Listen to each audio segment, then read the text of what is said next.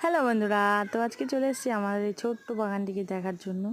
তো এখানে দুটো পুকুর রয়েছে, আর রয়েছে ডাব গাছ, কাঁঠাল গাছ, আর আম গাছ, লেবু গাছ।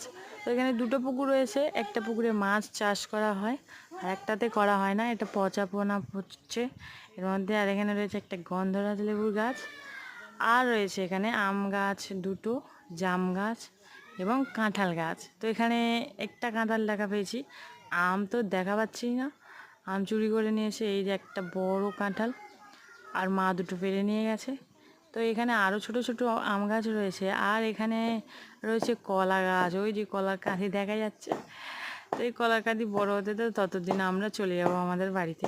তো এখানে একটা জগেডম্বুর বড় গাছ, আর ওই যে পুকুর পাড়ে ওপারে রয়েছে কয়েকগুলো হাঁস, অনেকগুলো। তো এই যে পুরো বাগানটা দেখছো, এটা আমার মায়েদের বাগান। তো এই ভিউটা দেখে কেমন লাগলো গাইস কমেন্টে বলো, আর ভালো লাগলে লাইক করতে ভুলো না। আজকের জন্য টাটা।